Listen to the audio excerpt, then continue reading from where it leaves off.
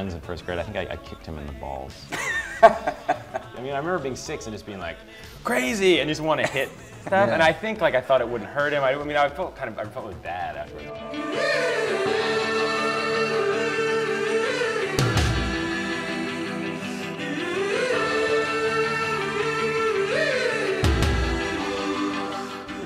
It's like, how many times do you want to sing Coney Island Baby? It's not like that great. It's sort of an absurd thing to do, but they're really fun. Do you think there's any residual from your brush with barbershop fame in your current music? No. Even when my luck is down, I take joy in knowing. Do your parents or anybody does anybody have video of you and singing with Alan?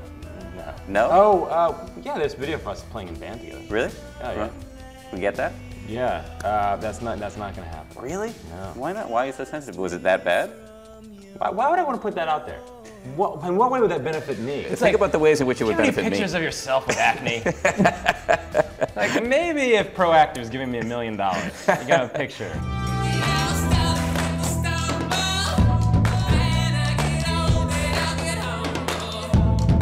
They realized they needed to add a certain level of professionalism to the project.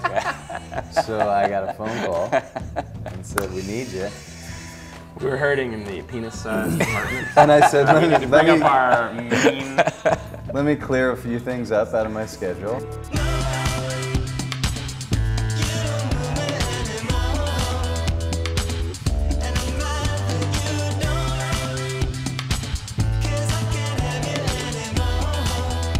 When you got together, did you have like sort of a mission statement or a guiding principle? Kind of. I mean, I felt like what we wanted to do was, I feel like there was in 2004 when I first came to New York, there was a wave of bands who were kind of making things from things like Joy Division. It just seemed like, let's try to do something where we sing harmonies, or we have a little more joyous, or we reference religious music or gospel music, and Bollywood soundtracks, and then reggaeton beats or something.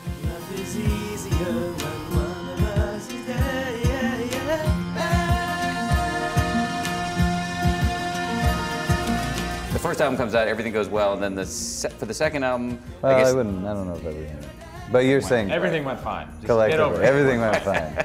So I always wanted it to be better. This is maybe it will be better. Yeah, that's the thing.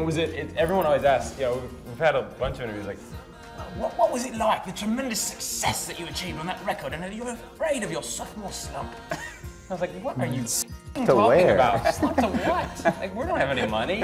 Slump to nothing. I mean, what are you kidding me? Like, it's not like we sold millions of records and. Now it's kind of like there's really nowhere to go but up. We're in this climate where it's like if you sell 30,000 records, you get to be on TV.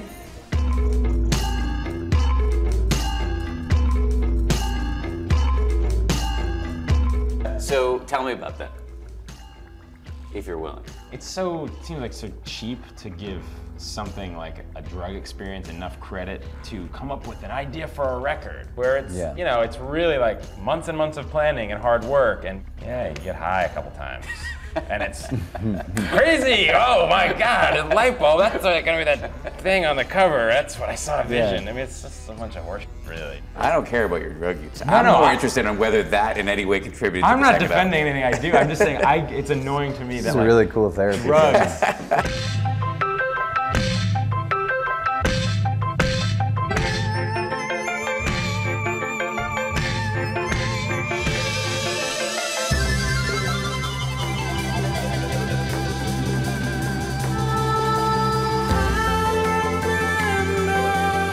We set out to be like, we're gonna make this pop record. We're gonna reference this popular music, whatever that is, and that basically is love songs. Did you feel like that was a risky move, given your fan base and given how sort of, and I don't use this word in the pejorative, but sort of weird your first album was? No, I mean, I always feel like you have to keep changing, and it was, I think some people expected that we were some freak folk hippies around a jamboree campfire, when really we just wanted to make music that referenced sounds that music is drawing from, kind of, So it seemed really natural to start exploring other avenues, and a lot of that stuff is pop music, and I love dance music, I love pop music. And that became like a great thing to try to do, and a really challenging thing. If anyone should cheat you, take advantage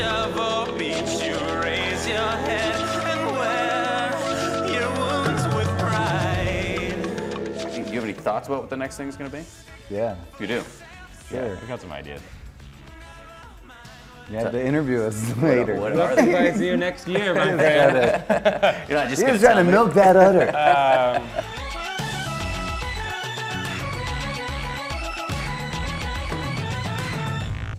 Is it a weird thing to say that you remind me of my pediatrician?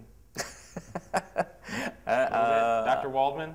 I had no relation. You have a very comforting bedside manner. Bedside.